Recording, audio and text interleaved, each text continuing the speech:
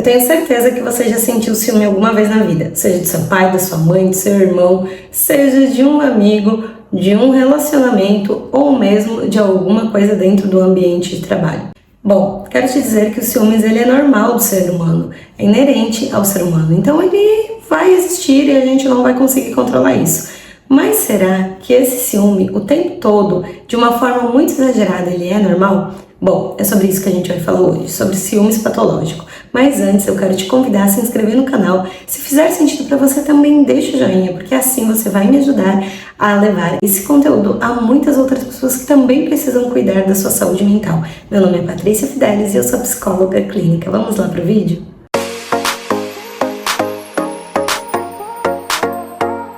Gente, o tema de hoje ele já foi muito requisitado lá no meu Instagram. Se você ainda não segue, eu vou deixar aqui embaixo para você conhecer um pouquinho mais, pois diariamente eu tenho conteúdo gratuito que vai te ajudar bastante a ter um direcionamento na sua vida. Mas a questão dos ciúmes é que muitas pessoas acreditam que é normal e acabam validando ele como se fosse uma forma de amor, como se fosse uma forma de cuidado, e não é isso. Eu sempre falo que, na minha percepção, eu não acredito num ciúme saudável. Eu acredito que existem duas linhas bem divergentes sobre emoções. Uma delas é o sentimento de zelo, de cuidado, que é quando a gente se importa, a gente dá carinho, a gente é preocupado com o nosso parceiro, e existe a questão de que sim, a gente é ciumento. O ciúme, eu acredito que para mim, o ciúme, ele sempre vai ser tóxico. Para outros profissionais, talvez não, mas aqui pensando na minha análise, eu acredito que ou você sente zelo, carinho por alguém, ou você sente ciúmes. Os dois não podem andar de mãos dadas. Apesar de ser algo natural do nosso corpo, ainda assim nós temos que pensar que o ciúme, em sua maioria, está relacionado com a insegurança. Logo, com algo que a gente tem dentro de nós e que precisa ser curado, precisa ser modificado. Ou seja, algum pensamento disfuncional, algum hábito, algum comportamento, alguma crença disfuncional que precisa ser desmistificada. O que acontece, em sua maioria, é que quando essa insegurança existe, significa que a gente está com baixa autoestima, com falta de amor próprio. Muitas vezes a gente não está conseguindo ter um autoconhecimento, não consegue ter um direcionamento e a gente coloca no outro projeções que a gente gostaria que existisse dentro do nosso âmbito. O ciúme patológico ele está muito relacionado com controle, com posse, com como a gente gostaria que o outro se desenvolvesse diante de nós. É mais ou menos como se a gente colocasse no outro uma função e quando ele não segue à risca aquilo que a gente projetou que ele faria, a gente surta. Então é muito comum a gente perceber de pessoas que sentem ciúmes alguns picos de humor, né? A pessoa tá ali tranquila, daqui a pouco ela começa a surtar e ninguém entende por quê. Então, atrelado a essa insegurança, pode haver sim muita instabilidade de humor. Isso não é algo positivo nem para a pessoa e nem para quem está se relacionando com ela. Então vamos pegar aqui um gancho.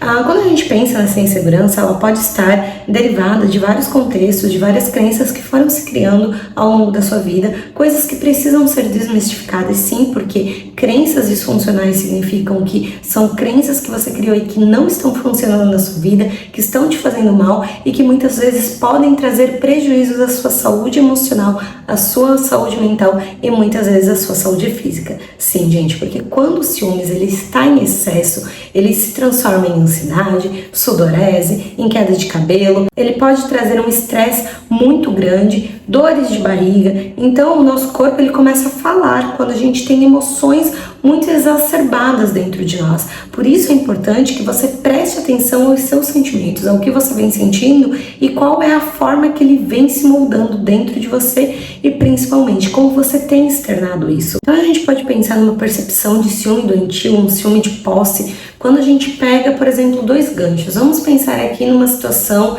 de zelo, de cuidado, que é quando o seu parceiro ele vai viajar, ele chega no lugar e ele chegou da viagem, você está preocupado se correu tudo bem, se ele precisa de alguma coisa, se ele conseguiu chegar bem, se ele está cansado, e você se preocupa, você liga para saber como ele está.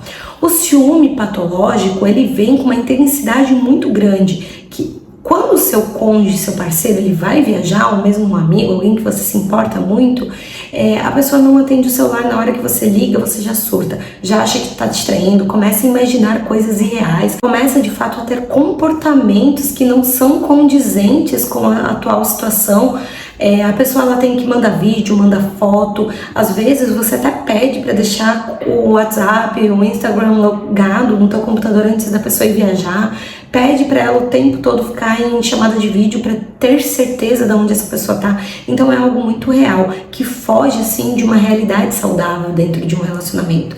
Eu trago um relacionamento que pode ser em qualquer âmbito, familiar, de amizade, mas o mais comum acaba sendo no afetivo.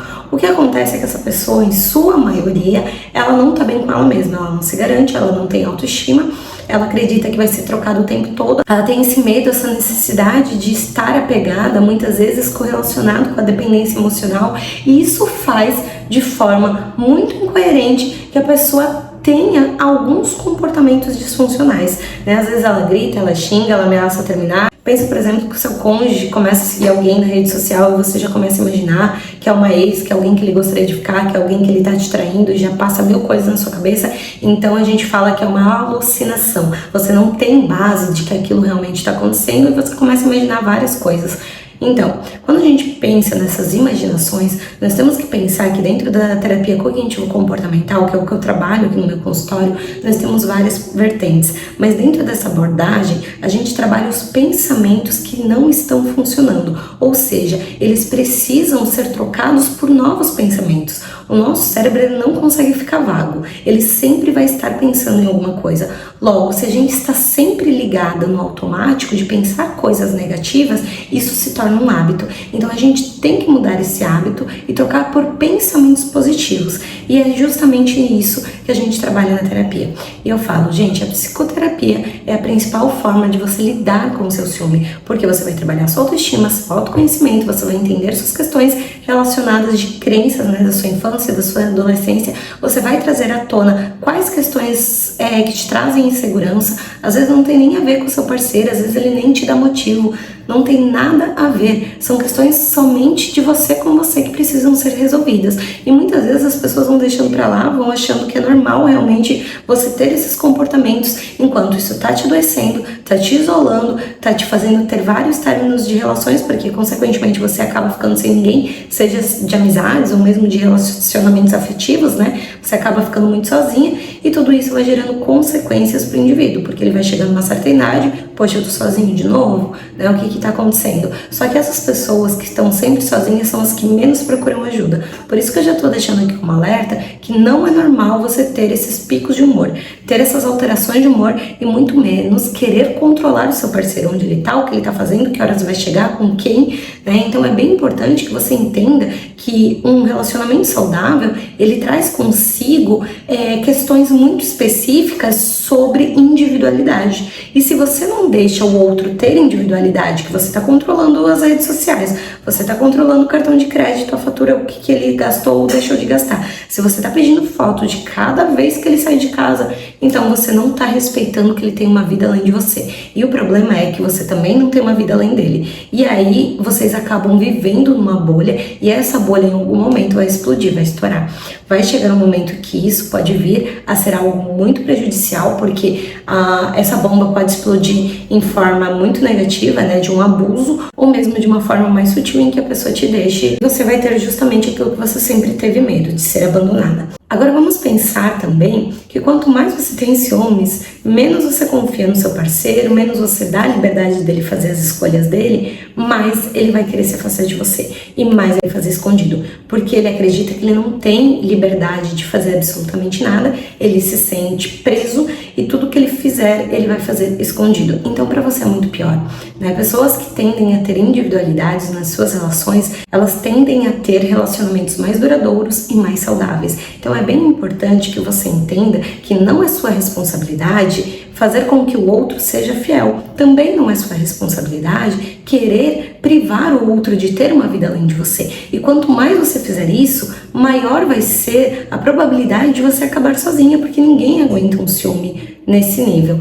tá? Então eu trouxe aqui para vocês algumas condições para você entender se você está vivenciando esse tipo de ciúme doentio. Então a gente pode pensar que que são pessoas que estão sempre privando o outro da liberdade, como eu falei, né, de ter uma individualidade. Também trazem pensamentos de traição, de vitimismo, pensamentos de abandono, que a pessoa sempre vai embora, não vai mais querer te ver, que ela vai te largar a qualquer momento. São pessoas também que trazem sempre uma análise muito profunda dos comportamentos, dos hábitos do parceiro, para saber se ele mudou alguma coisa, se a rotina dele está diferente. A questão também de insônia, agitação, de cansaço, de estresse, perda de cabelo, às vezes traz aspectos fisiológicos. Também se evidencia fatos em que a pessoa está sempre buscando motivos para justificar o ciúme dela, né? Sendo que isso também não é muito positivo. A gente pode considerar ainda a interferência na relação interpessoal, como se os dois estivessem só fechados um para o outro, não pudessem nem visitar a família, porque sim, eu conheço muitas pessoas, inclusive aqui no consultório, que proíbem o seu cônjuge até de sair com a mãe e com o pai, então acaba sendo algo muito grave. E a própria situação de criar, de imaginar, de ver coisas que não existem na sua cabeça. E quando a gente já está num nível tão grave quanto esse, eu falo para vocês que você está tendo prejuízo para si mesma. É claro que o outro também vai ser impactado com tudo isso, mas você que vai estar tendo prejuízo, porque o outro que está vivendo a vida dele. Ele já acostumou com os teus picos de alterações de humor, mas você tá aí se desgastando, se corroendo por dentro. E aí, gente, de verdade, vocês precisam procurar ajuda. Não dá para viver assim. Isso vai intensificar. Quanto mais você cultiva um hábito, maior ele vai ficando dentro da sua rotina.